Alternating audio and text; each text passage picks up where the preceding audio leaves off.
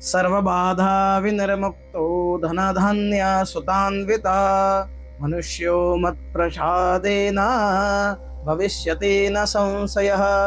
नमस्कार प्यारे सज्जनों, आप देख रहे हैं चैनल ज्योतिष और साकेत की बातें। मैं हूं पंडित साकेत दवे। आज का विषय है रक्षाबंधन। सज्जनों, रक्षाबंधन केवल भाई की कलाई पर राखी बांधने का त्योहार पर्व नहीं है। यह प्रेम, विश्वास और रक्षाबंधन रक्षा के संकल्प का पवित्र त्योहार है। लेकिन क्या आप जानते हैं, रक्षाबंधन से जुड़ी एक बहुत सुंदर पौराणिक कथा भगवान विष्णु, माता लक्ष्मी और दैत्यराज बलि से संबंधित है। आखिर भगवान विष्णु राजा बलि के पास क्यों गए? माता लक्ष्मी ने राजा बलि को राखी क्यों बांधी और राजा बलि ने माता लक्ष्मी को अपनी बहन क्यों स्वीकार किया? आज के इस वीडियो में सज्जनों, हम इसी पूरी कथा और सरल कर्मबद्ध रूप से जानेंगे और साथ ही जानेंगे सज्जनों 2026 में रक्षाबंधन किस दिन मनाया जाएगा और पूर्णिमा तिथि कब तक रहेगी और शास्त्रीय मान्यता अनुसार रक्षाबंधन का समय 2026 में कौन सा रहेगा, हम विधिवत जानेंगे।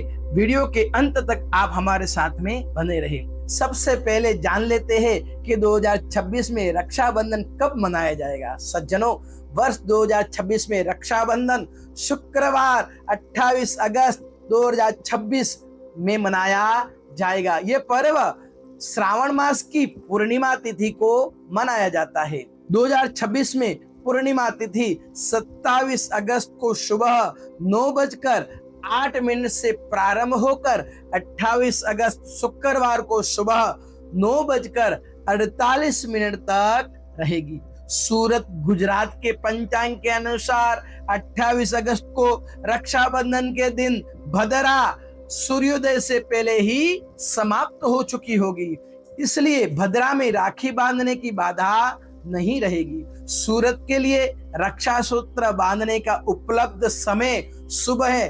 6:21 से 9:48 तक मनाया जाएगा। यदि आप सूरत में हैं तो इस समय के अनुसार राखी बांधने का कार्यक्रम रख सकते हैं।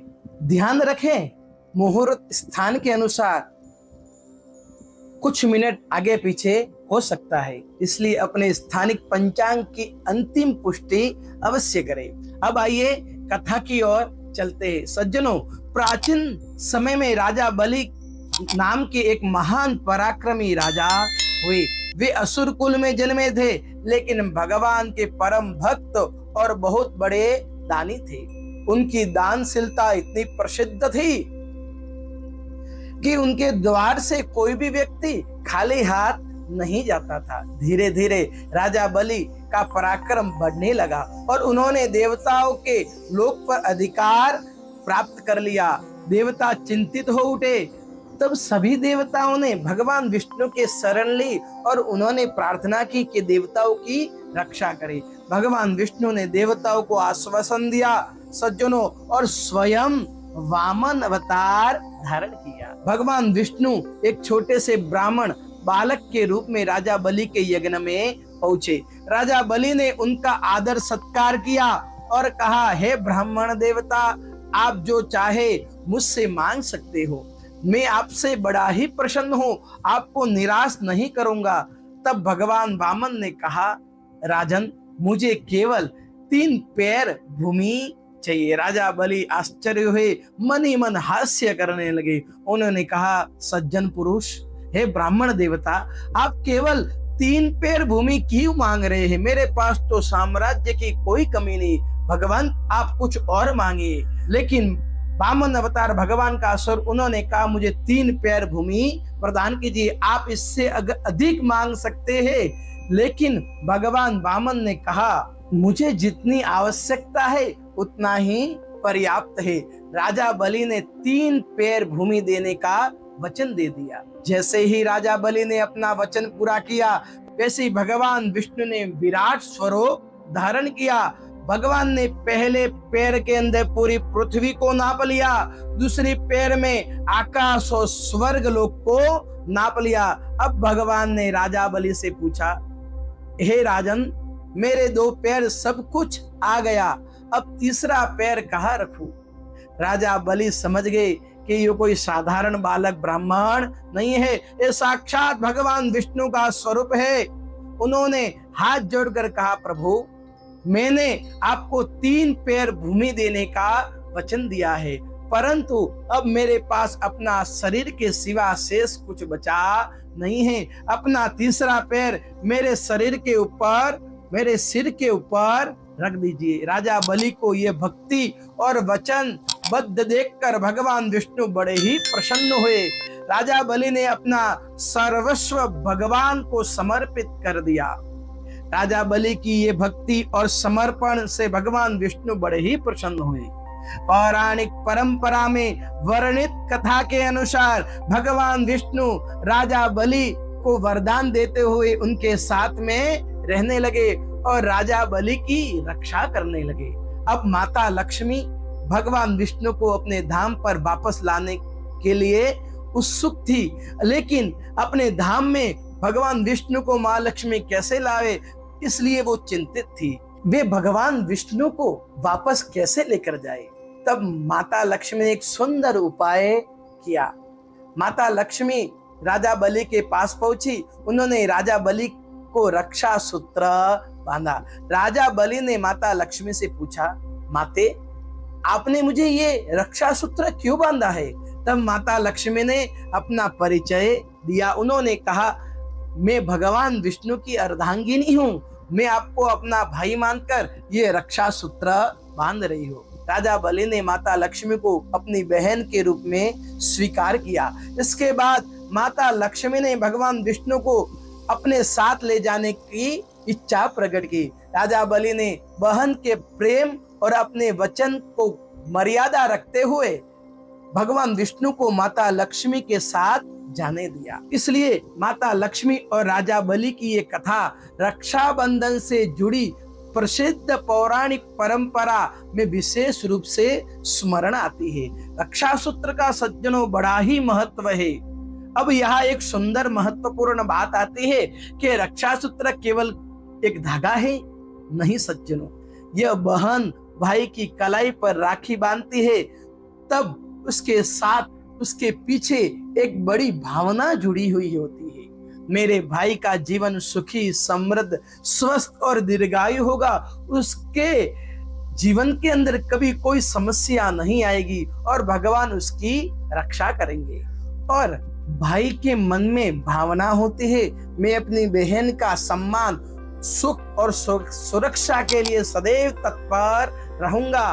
इसलिए रक्षाबंधन केवल प्रेम का नहीं सज्जनों, बल्कि कर्तव्य और संकल्प का भी पर्व है। रक्षा बांधने का मंत्र कौन सा सज्जनों?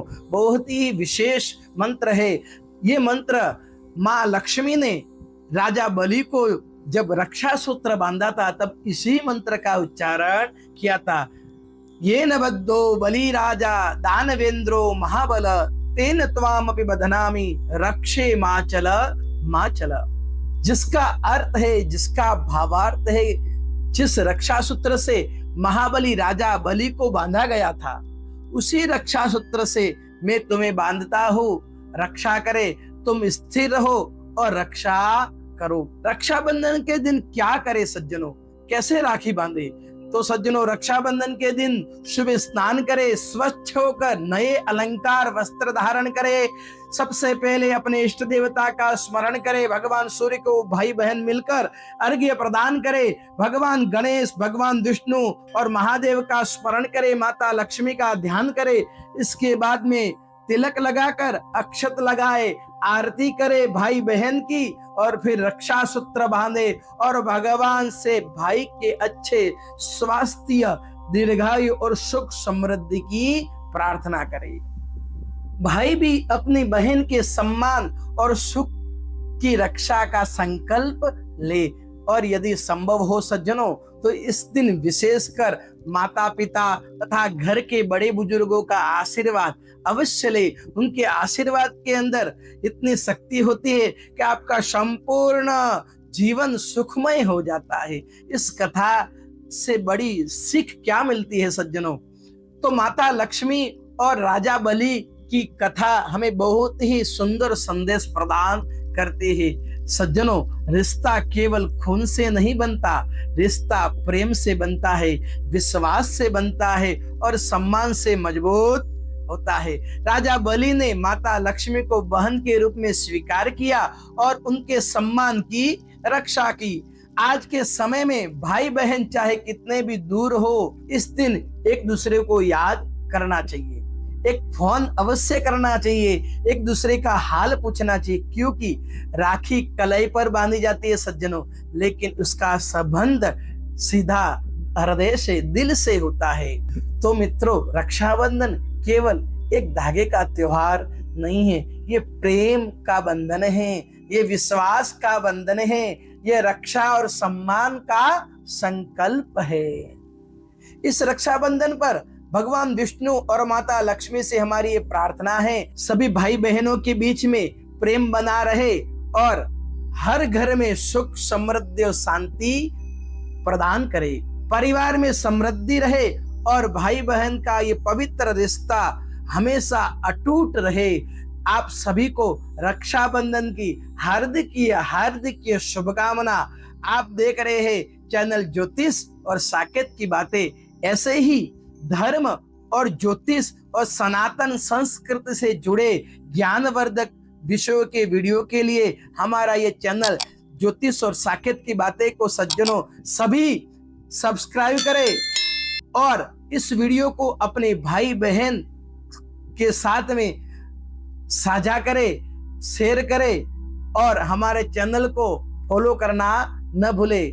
जय श्री कृष्ण, जय श्री महाकाल, हर हर महादेव।